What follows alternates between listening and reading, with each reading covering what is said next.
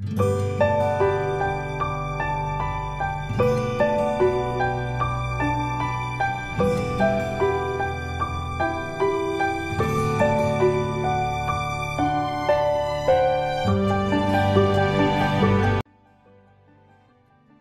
అండి, నేను Razia's healthy kitchen నుంచి ఈరోజు నేను మీకు చాలా సింపుల్గా చాలా తక్కువ క్వాంటిటీస్తో ఒక 1/2 kg రైస్తో మటన్ బిర్యానీ సింపుల్గా టేస్టీగా ఎలా చేయాలో చూపిస్తున్నానండి.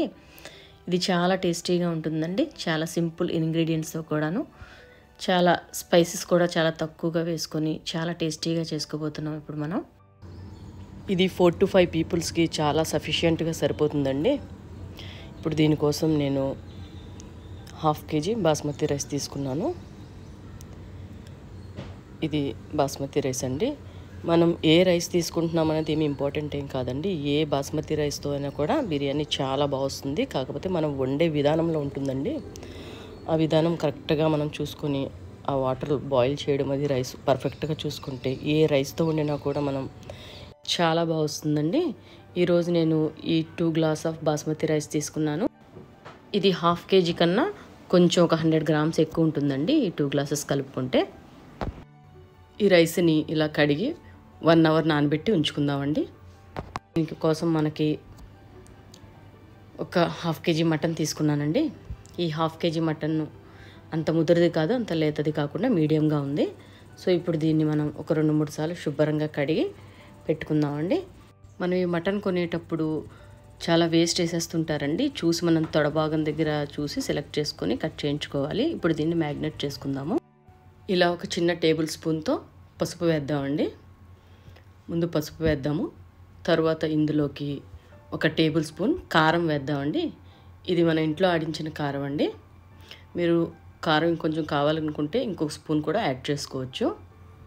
సో ఇప్పుడు ఇందులో మనము ఒక 2 table spoons of garam masala వేద్దాము. ఈ గరం మసాలా మామూలుగా జనరల్గా మనం చేసుకునే బిర్యానీ మసాలానేనండి. ఇందులోకి నేను యాలకులు, లవంగాలు, దాల్చిన చెక్క, స్టార్ ఫ్లవరు, జాపత్రి, జాజికాయ, మిరియాలు, షాజీరా ఇవి మాత్రమే వేసి మిక్సీ పట్టి నేను కలుపుకున్నానండి. ఇందులో ఇప్పుడు 2 టేబుల్ స్పూన్స్ ఆఫ్ సాల్ట్ వేద్దాము. ఇదంతా వేసి దీన్ని అంతా కూడా బాగా మిక్స్ అయ్యేలాగా కలుపుకుందామండి. ఈ మొత్తం అంతా కూడా బాగా కలిపి దీన్ని ఒక 1/2 hour మనం పక్కన పెట్టుకుందాము. మొత్తం అంతా కూడా ఈ మటన్ అంతా కలిసేలాగా ఇవన్నీ కలుపుకొని, ఇప్పుడు నేను అల్లం వెల్లుల్లి పేస్ట్ ఇప్పుడు వేయట్లేదండి. నేను తర్వాత వేస్తాను దాన్ని, ఎందుకంటే ఇప్పుడు వేయకూడదు మనం చేసే ఈ బిర్యానీకి. ఇప్పుడు 1/2 hour తర్వాత ఇందులోకి మనం ఒక కప్పు కర్డ్ వేసుకుంటున్నామండి. ఈ కర్డ్ ఇలా చిన్న కప్పుతో తీసుకుంటే సరిపోతుంది ఈ 1/2 kg మటన్కి మనకి. దీన్ని వేసి బాగా మటన్ అంతా కలిసేలాగా బాగా కలుపుకుందాము. తర్వాత ఇందులోకి ఒక టేబుల్ స్పూన్ ఫుల్గా అల్లం వెల్లుల్లి పేస్ట్ వేస్తున్నానండి. నేను అల్లం వెల్లుల్లి పేస్ట్ ఇప్పుడు వేస్తున్నాను. సో దీన్ని వేసి బాగా కూడా మిక్స్ చేసుకుందాము. ఇదంతా బాగా కలిసేలా కలుపుకొని దీన్ని ఒక 15 minutes మనం పక్కన మ్యాగ్నేట్ చేసి పెట్టుకుందామండి. దీని తర్వాత ఇందులో మనం నెయ్యి వేద్దాము. ఇది ఈ విధంగా మనం పక్కన పెట్టుకున్నామండి. 15 minutes పక్కన పెట్టుకున్న మటన్ అండి. ఇప్పుడు ఇందులోకి మనం నెయ్యి వేద్దామండి. ఇందులోకి మనం 5 to 6 spoons ఆఫ్ నెయ్యి వేద్దాము. ఇది మనం ఇంట్లో తయారు చేసుకున్న నెయ్యి అండి. చాలా ఫ్రెష్గా చాలా బాగుంటుందండి. ఇది ఎలా తయారు చేయాలో నేను నెక్స్ట్ వీడియోలో మీకు క్లియర్గా చూపిస్తాను. చాలా ఈజీగా మనం ఇంట్లో చేసుకోవచ్చండి. ఇది నేను ఫ్రిడ్జ్లో పెట్టడం వల్ల ఈ విధంగా కొంచెం గట్టిగా అయిపోయిందండి. ఇప్పుడు మనం దీంట్లోంచి ఒక 5 to 6 spoons వరకు నెయ్యి తీసుకొని ఇందులోకి వేసుకొని మెల్ట్ చేసుకుందాము. ఈ నెయ్యి నువ్వు బయట పెట్టినా కూడా ఏమీ అవ్వదండి.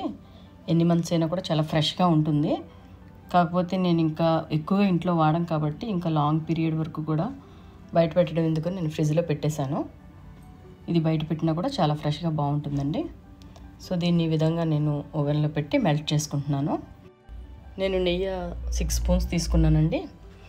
ఈ విధంగా మొత్తం మెల్ట్ అయిన తర్వాత దీన్ని ఆ మటన్లో కలిపేద్దాము. నెయ్యి మెల్ట్ అయిపోయిందండి. సో దీన్ని ఇప్పుడు మనం ఇక్కడ మ్యాగ్నేట్ చేసి పెట్టుకున్న ఈ మటన్లో మొత్తం నెయ్యి అంతా కూడా వేసి బాగా మిక్స్ చేద్దామండి. ఇది మిక్స్ చేసిన తర్వాత దీన్ని ఒక 15 minutes పక్కన పెట్టేద్దాము. దీన్ని బాగా మిక్స్ చేసి ఒక 15 minutes మనం పక్కన పెడదామండి. పక్కన పెట్టి ఇప్పుడు మనకి బిర్యానీలోకి ఏమేమి కావాలో రెడీ చేసుకుందాము. దీనికోసం నాకు ఈ 1/2 kg రైస్కి నేను 3 ఆనియన్స్ తీసుకున్నానండి. ఆనియన్స్ కొంచెం చిన్నగా ఉంటే 4 తీసుకోవచ్చు మీరు. సో ఈ కొంచెం మీడియంగా ఉంటే 3 తీసుకుంటే సరిపోతుంది. వీటిని శుభ్రంగా కడిగి వాటిపై తుడుములను ఈ విధంగా తీసేసి సన్నంగా స్లైసెస్లా కట్ చేసుకుందామండి.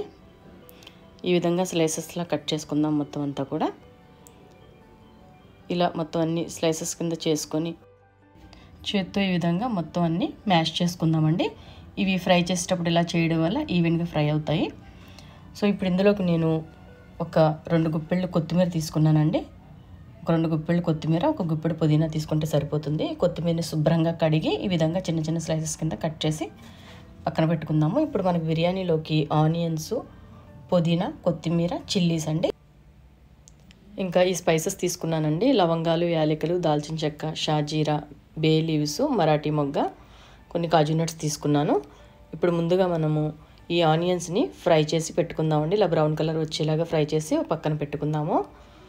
తర్వాత ఇప్పుడు స్టవ్ ఆన్ చేసి స్టవ్ పై ఒక కుక్కర్ పెట్టి ఇందాక మనం మటన్ని మ్యాగ్నేట్ చేసి ఉంచాం కదండి 1/2 an hour, ఈ మటన్ అంతా కూడా ఇందులో వేసేసి మొత్తం అంతా ఇందులో వేసేద్దామండి.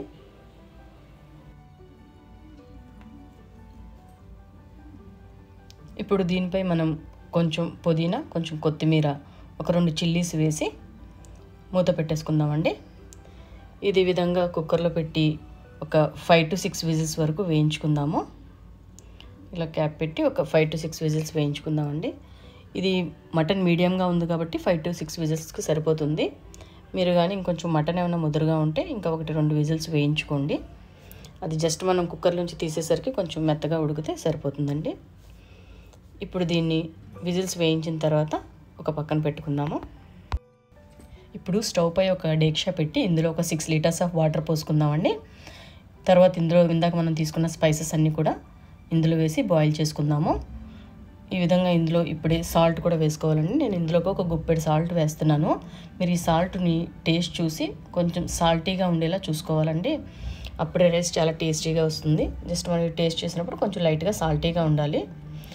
వీటిని ఇలా వేసుకొని ఈ విధంగా మరగబెట్టుకోవాలండి. ఇది ఈ విధంగా ఉడుకుతూ ఉన్నప్పుడు ఇందులోకి రైస్ వేసేద్దామండి.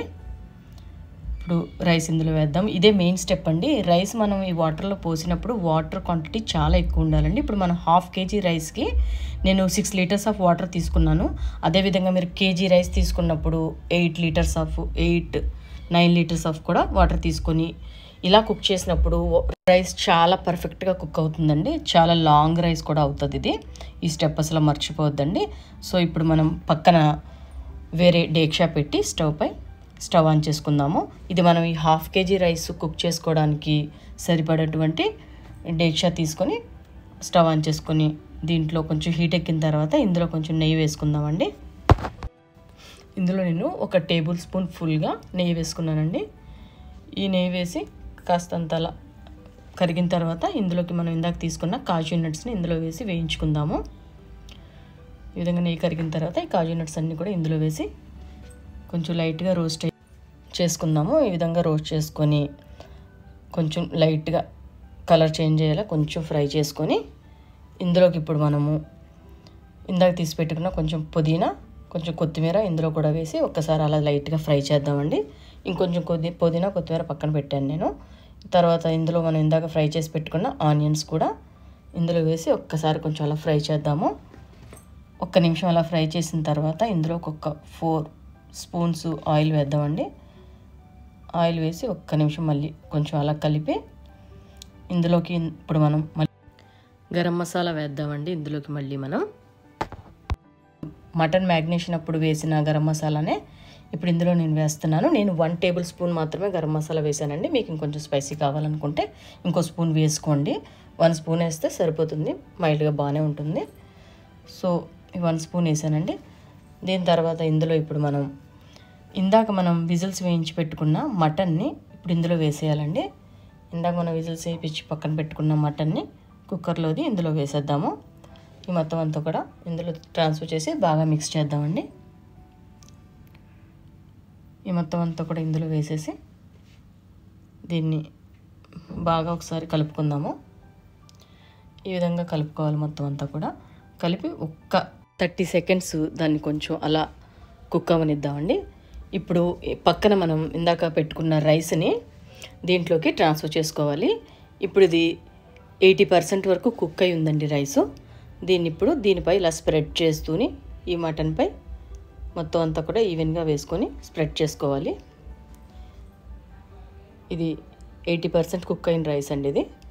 ఫస్ట్ దీన్ని ఇలా వేసుకుంటూ కొంచెం కొంచెంగా స్ప్రెడ్ చేసుకోవాలి. ఇది పక్కన కుక్ అవుతూ ఉంటుంది. ఇలాగా తీసి ఇందులోకి ట్రాన్స్ఫర్ చేసుకుందాము. ఇలా కొంచెం కొంచెంగా మొత్తం అంతా కూడా దీనిపై ఇలా స్ప్రెడ్ చేసుకోవాలండి.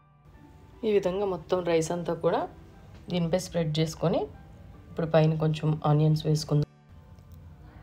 ఈ విధంగా దీనిపై ఆనియన్స్ వేసుకొని ఇందులో ఒక 2 టేబుల్ స్పూన్స్ నెయ్యి వేసుకుందామండి. నెయ్యి వేసి ఇప్పుడు దీనిపై ఒక మూత పెట్టేద్దాము. ఈ విధంగా దీనిపై ఒక మూత పెట్టి ఈ స్టవ్ పైన మనం ఒక చిన్నది వాటర్ డేక్షా లాంటిది ఒకటి దీనిపైన కొంచెం బరువు పెడదామండి. ఈ విధమైన ఒక డేక్షాని పైన పెడితే కొంచెం ప్రెషర్ బయటకు వెళ్లకుండా ఉంటుంది. మనం సింపుల్గా ఇలా పెడితే సరిపోతుందండి, కుక్ అయిపోతుంది. ఇలా ఒక 10 to 15 మినిట్స్ పెడితే సరిపోతుందండి, మన బిర్యానీ రెడీ అయిపోతుంది. సో ఇప్పుడు దీన్ని ఒక 15 మినిట్స్ తర్వాత మనం చూద్దాము. మన బిర్యానీ రెడీ అయిపోయిందండి. ఒక 15 మినిట్స్ అయిపోయింది. ఇప్పుడు దీన్ని ఎలా ఉందో మనం చూద్దాము. చాలా పర్ఫెక్ట్గా చాలా ఈవెన్గా కుక్ అయిందండి. ఇంతేనండి, మన బిర్యానీ రెడీ అయిపోయింది. ఇప్పుడు దీన్ని ఈ విధంగా నెమ్మదిగా మిక్స్ చేసుకోవాలండి. ఇది మొత్తం అంతా కూడా చాలా స్లోగా కలుపుతూ ఒకసారి మొత్తం బిర్యానీ అంతా కూడా మనం మిక్స్ చేసేసుకోవాలి. ఇంతేనండి, ఎంతో టేస్టీగా ఉండే బిర్యానీ, మటన్ బిర్యానీ చాలా సింపుల్గా మనం రెడీ చేసుకున్నామండి, చాలా తక్కువ క్వాంటిటీతో. ఇది చాలా బాగుంటుంది. ఇంతేనండి, ఈ వీడియో కానీ మీకు నచ్చినట్లయితే లైక్ చేయండి, మీ ఫ్రెండ్స్కి ఫ్యామిలీ మెంబర్స్కి షేర్ చేయండి. దీన్ని తప్పకుండా ట్రై చేయండి, చాలా చాలా బాగా వస్తుందండి. సో సబ్స్క్రైబ్ చేసుకోవడం మర్చిపోవద్దు. మీరు కానీ ట్రై చేసిన తర్వాత మీకు ఎలా వచ్చిందో నాకు కామెంట్ రూపంలో తెలియచేయండి.